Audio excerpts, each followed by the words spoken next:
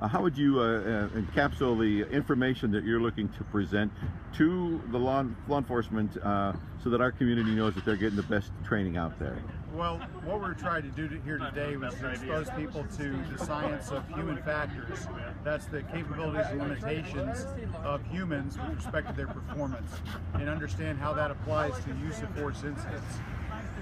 It's one of the things that we're hearing so much about in the national press about you know, why did it go down this way? Wasn't there other things you could do? And I don't think the majority of people even begin to have an idea of the stuff that you were talking today about reaction time and threat level and your what happens to you physiologically and your ability to not see what's going on.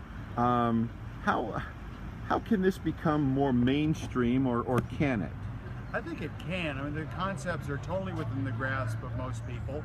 It's an understanding that under stress, a perceived threat to one's safety or survival, that there is a release of hormones, stress hormones, that cause people to be prepared to deal with that threat.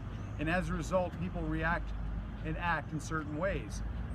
Training can improve people's ability to perform under stress, and I think certainly Yakima PD and many other police departments across the country are increasing their stress inoculation training to prepare officers for circumstances that are ambiguous and essentially scary, so that they can think through the problem and come to a solution that uses the least force necessary, certainly only reasonable force.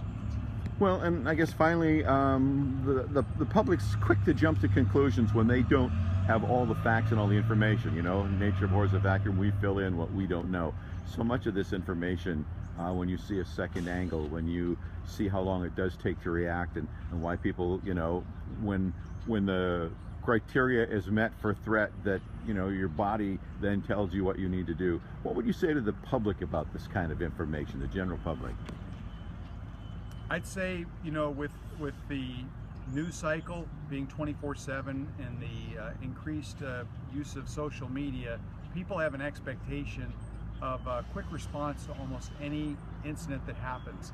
However, the investigation of use of force incidents, especially ones involving the use of deadly force firearms by police officers, necessitate an investigation that by its nature is not quick. It's going to require the examination of a variety of different factors: the video that's involved, the statements of the officers, the statements of witnesses, forensics, including ballistics and DNA. All these things go into investigation, and it's not something that gets turned in 24 hours. So I guess my message is, please wait to allow an objective and thorough investigation to